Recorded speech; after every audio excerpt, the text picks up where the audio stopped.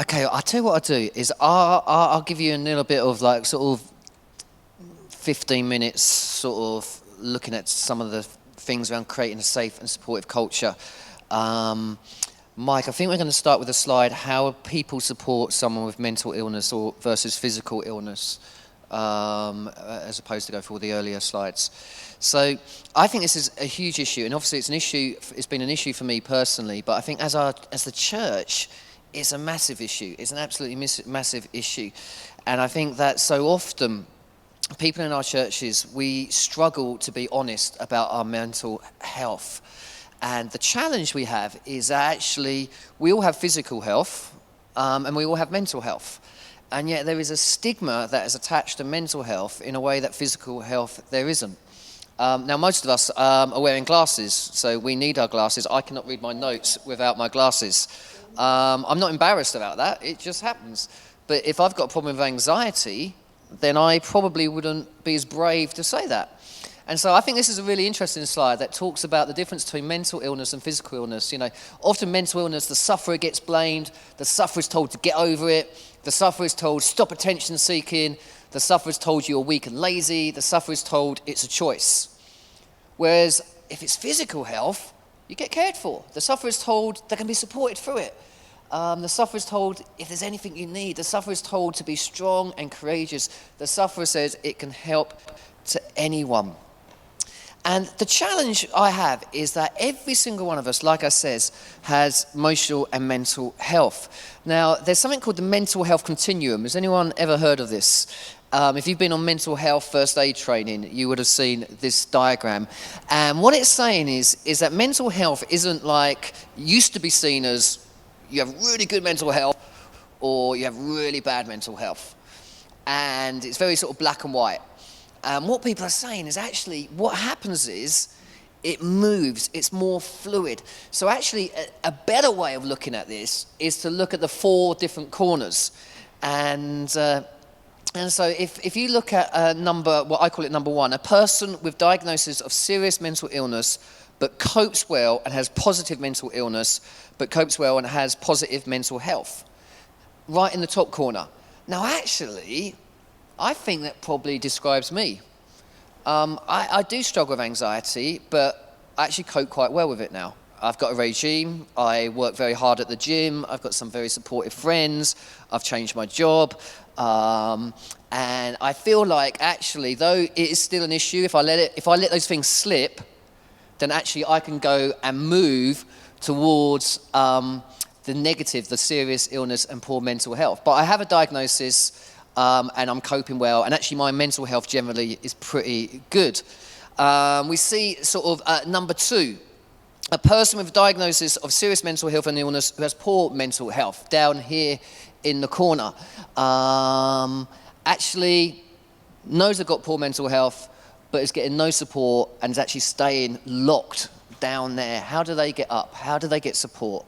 And then you move over, no diagnosis or disorder, but has poor mental health. And then in the top corner, no illness or disorder, has positive mental health. And what it's saying is, what stops people moving around? What stops people often getting help?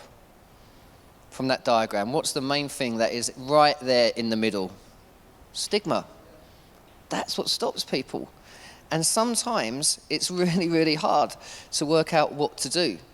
So we exist on the axis, and the axis can move around. The horizontal axis is often where medical language is fit. The vertical axis is very much where the social language. And in order for us to get help, in order for us to move from 3 to 2 to 1 or whatever, we've got to challenge stigma. Rick Warren, who is a pastor from the States, he said this: "It's not a sin to be sick. Your illness is not your identity, and your chemistry is not your character. Everything is broken in the world because of sin. So why is it if my liver doesn't work perfectly, I take a pill for that and there's no shame in that? If my heart doesn't work perfectly, I take a pill for that and there's no shame in that. If my lungs don't work perfectly, I take a pill for that and there's no shame in that. So why is it then, if my brain doesn't work perfectly and I take a pill for that, I'm supposed to hide that?" I want to show you a little bit of a video clip, if I can, around some of the things like, one of the things I used to get really struggle with my mental health was the way people used to pray for me. I always thought, they used to say I didn't have enough faith or I had a hidden sin in my life. I said sorry for every sin I've ever done. In fact, I think I made some up just to be sure. And it was like, it just made me feel worse. And here's a little video clip of someone going through something similar. Check this out. Do you ever wonder about your thoughts? They're fascinating, really.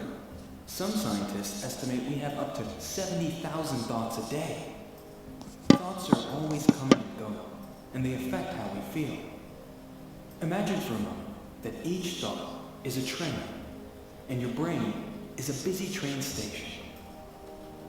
Some thoughts just speed by, and others linger for a while. A thought might even park itself for a long stay at the station. And when that thought is unpleasant, it can make us feel things like sadness, anger, frustration, hurt, or just uncomfortable. So what do we do when we feel this way? Well, naturally, we try to avoid the thought. Sometimes we even try to change it or quash it. But research shows none of this works to get rid of the thought. In fact, if you want a thought to go away, one of the best things you could do is practice mindfulness. Let the train of thoughts come through the station. When one parks itself in a station, don't run from it, don't judge it, and don't try to change it. Just notice it. Just observe it from the outside. If you feel uncomfortable, know this. The feelings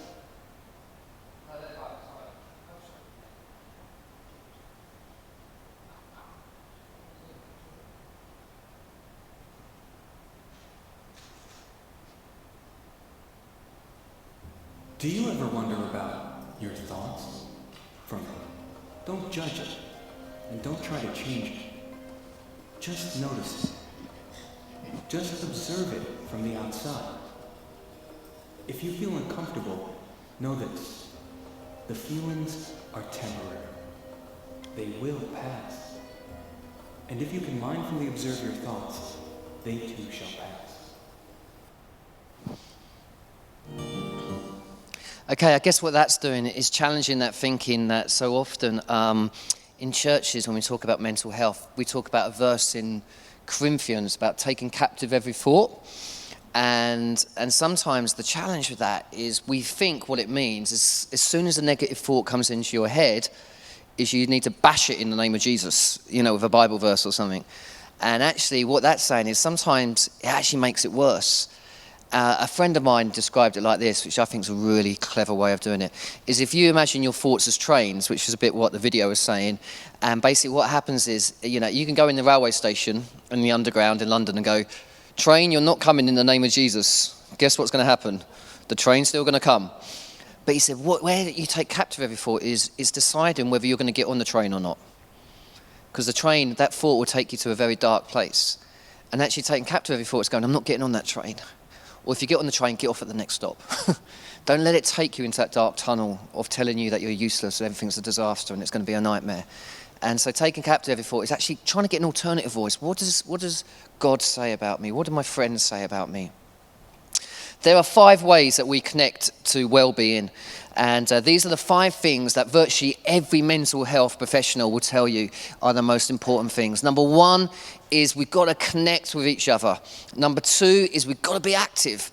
Number 3 is take notice. And that's a little bit of what I was just talking about taking notice of your thoughts and learning which ones are true and which ones are false. Number 4 is we need to keep learning. Keep learning, no matter how old or young we are. And the last one is to give. Now, I think all of these are really, really important. But the one I wanted to spend a little bit of time on, because I think this is where the church really comes into it, is this connection. What does it mean to connect with people who are struggling with their mental health? And I think it's about being alongside people And so we in Kintsugi Hope, we talk a lot about holding space for people. And this is one of my favorite quotes ever. It's this: what does it mean to hold space for someone? It means that we're willing to walk alongside them, another person in whatever journey they're on, without judging them, without them feeling inadequate, trying to fix them, or trying to impact the outcome. When we hold space for other people, we open our hearts, offer unconditional support, and let go of judgment and control. The fact is that it's about being alongside. It's not trying to fix anyone. We've often told people in pain the reason they're struggling is this, this, and this, whereas they just want someone to hear them. I was doing a talk on depression, and this lady came up to me afterwards, and she said, I've been crying every day for the last 2 or 3 months, and I think I might be depressed, and I just feel so sad. But I went up to my pastor, and I told my pastor what was going on, and I said to my pastor, I think I might be depressed. And my pastor said to me, I hear no faith in your comments whatsoever, and sent me away. She goes, what do I do? And I said, do you know what I do?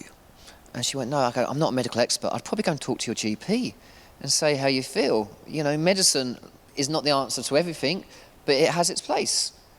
But also what I do is make sure you've got some people around you who you can really talk to and be really honest and real, who won't judge you. That's what's such an important thing, isn't it? You know, if you've got cancer, you expect the experts to give the chemo and the radiotherapy and the treatment. To get better from something like cancer, that's important. But what is also important is the support, is the community, is those people around you. And that's where the church can come in. The church is in every community across this country. We will be there for the long haul. We're going to outlast governments. We will exist for our non-members. And the internal transformation that happens when someone realizes that they're loved by God is incredible. And I believe that the 3 biggest issues facing the church today, and it's backed up by a research by Livability and the Church Urban Fund, they said the 3 biggest issues facing the church today are mental health, social isolation, and family breakdown. It's quite interesting, isn't it? Because if you're isolated and you've got poor mental health, then family breakdown can often lead to that.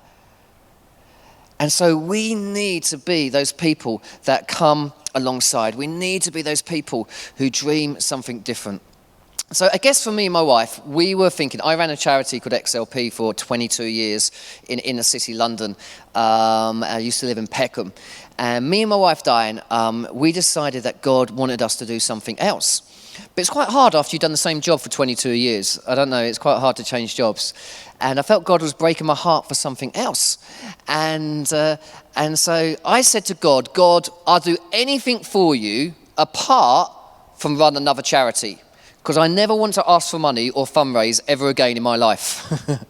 And I felt God say this: don't think charity, think movement.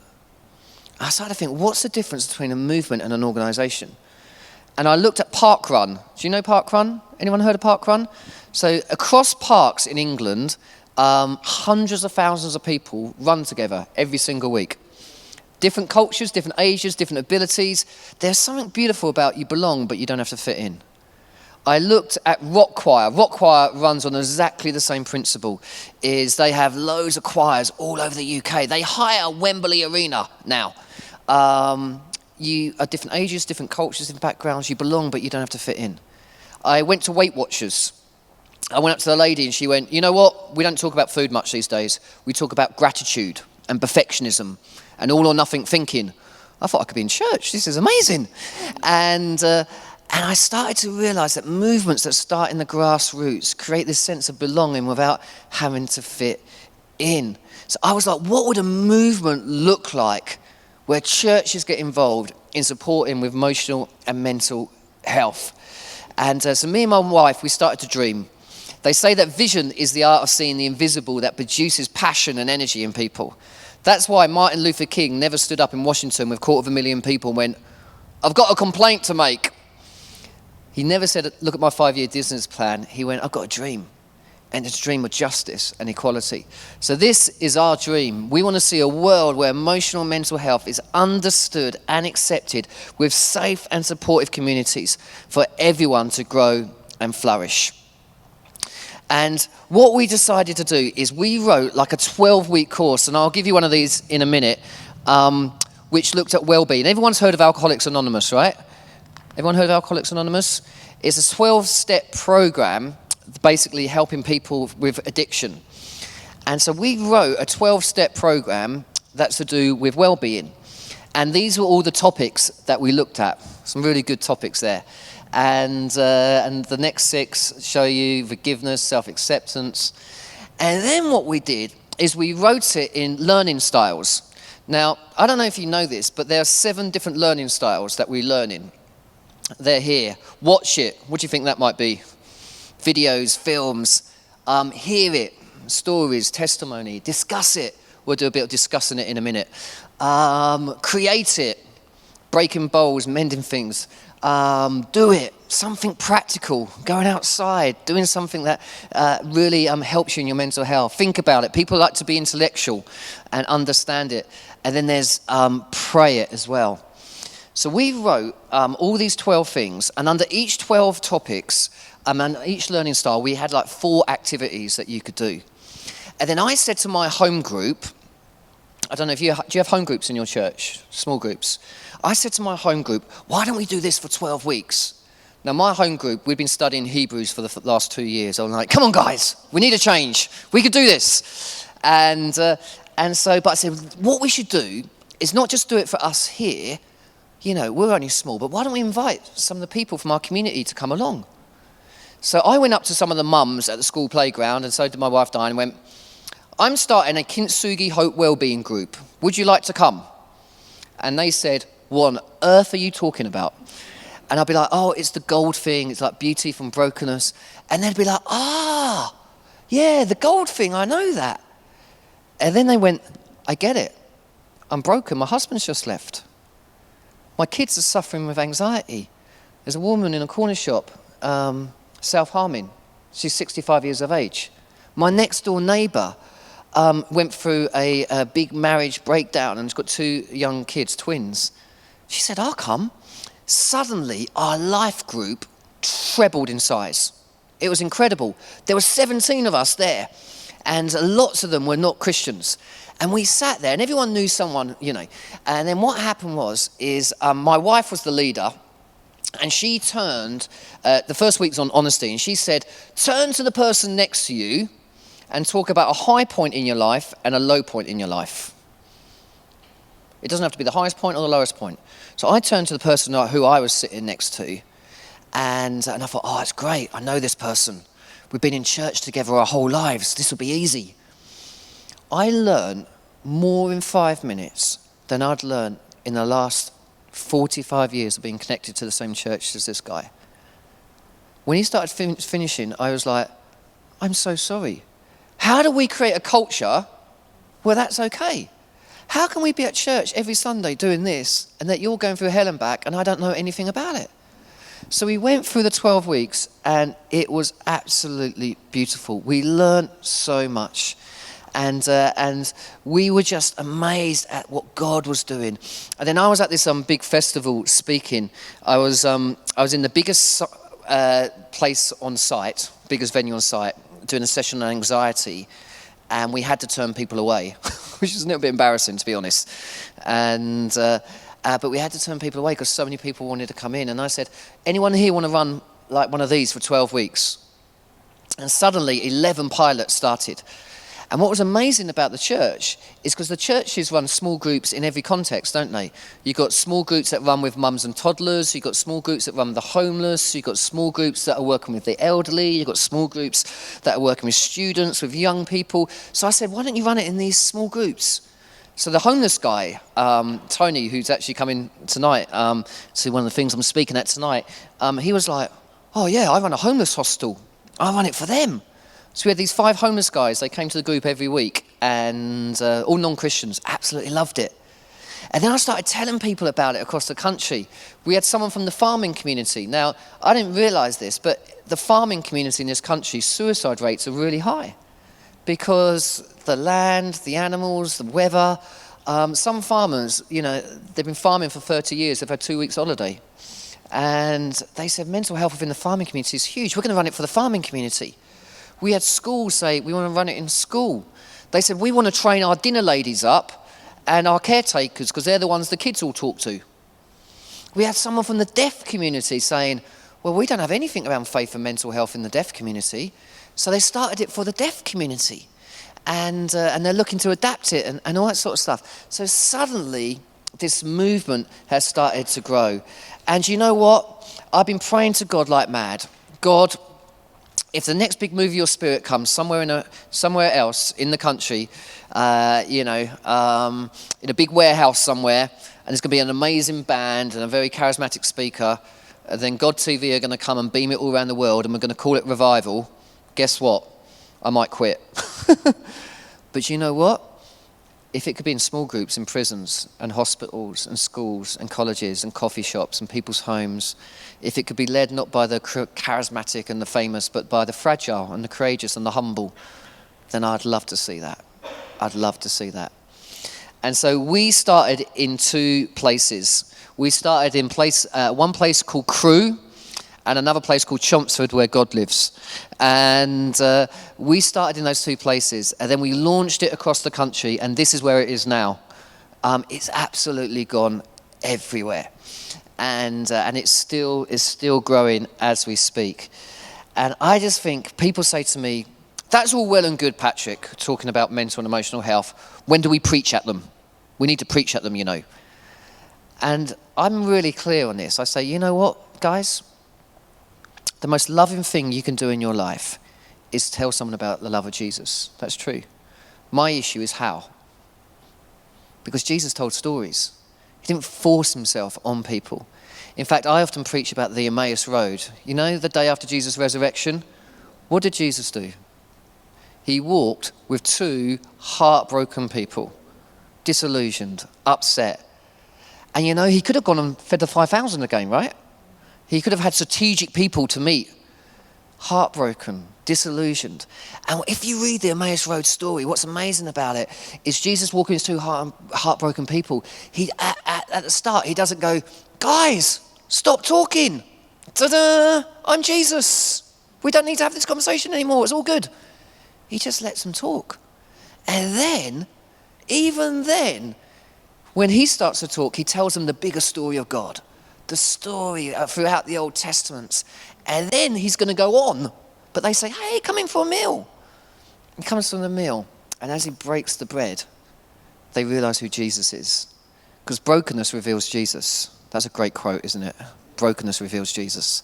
I really like that one. And I read that story and it challenges my values.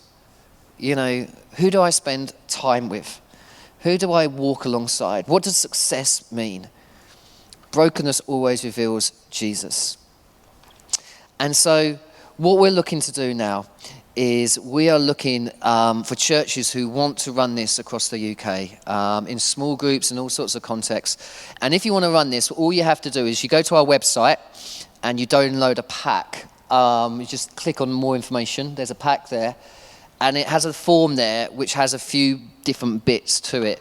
One is the church going, yeah, we think this is a good idea.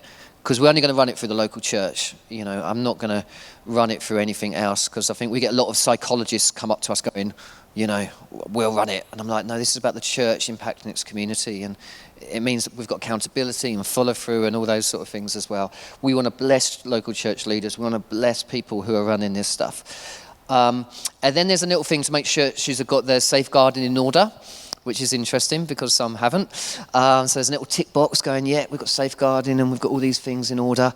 And then people come on a training course. And the training course is like a Friday to Saturday. And then after that training course, if it all goes well, then the guys who've done the course go and run one of these well-being groups in their community. And one size never fits all. So it might be, you know, we might want to run one for the elderly community. And because it's written in learning styles, you can take what would be appropriate for that community. We've got a youth version, which has stuff that I don't understand the language of, because I'm old. You know, we have versions that, and people are adapting it all the time. And that's why I think there's a real beautiful sense of what God is doing there. And then the other thing is my wife, Diane, she teaches the course via Facebook Live as well. So if you're ever on Facebook Live, there's a private group, so you don't have to be on Facebook. It's just private, no one else sees it. And you can go on there, and there's all the material, and there'll be a little video of Diane going, this week, this is what's going to happen. And what's lovely about this is actually all the groups around the country get to know each other. So it's really, really nice. You know, you get people coming in from different parts of the country going, I used this video clip, it was really good. Another person goes, that's great, I'm going to nick that. And it becomes really, really, really good thing. So I can answer questions about that in a sec. But I thought a really nice way just to finish this little section would be just to show you an example of what happened on one of our groups. There's a lady called Heidi. She ran a group in Yeovil. And I think in week 11 on the syllabus is on resilience. And she got everyone in the group to write down something they appreciated about each other. Have you ever done that? So you get, you get like Janet, and everyone here will write down what they appreciate about Janet. And it will look lovely. And Janet will go away feeling really, really good about herself. Excuse me. After that, they made a little video, and they got everyone to describe what they thought they were now as a result of being at the group, what God had taught them. And they just made it. So it's totally unprofessional, and it's made on an iPhone. So it's cost at least 10p to make. And this is what the people in this Kintsugi group felt they got out of it. So check this out. I am a mother, a friend, a child, a wife, a leader, a follower. I came here to lead the group and to facilitate others' recovery.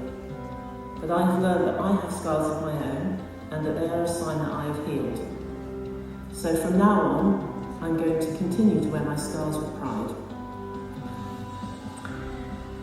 I am a mother and I am a child of God. I am here because I am broken. I have learnt that feeling vulnerable is okay, and I have learnt to embrace the wisdom of what I can't change and what I can change. I am a female. I came to gain understanding of my problems. I am not the only one with a huge problem. I use skills that I have learnt and understand.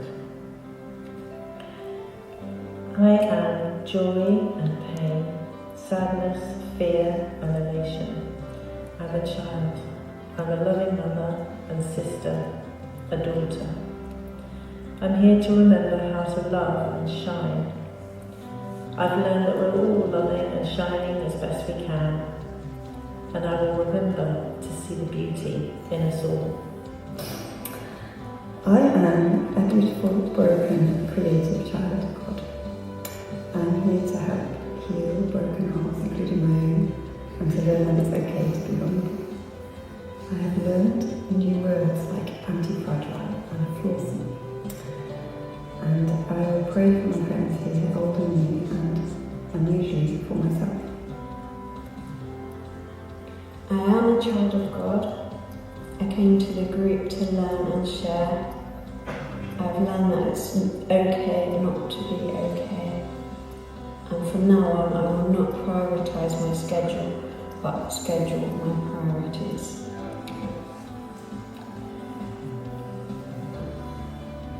I am Kyra, and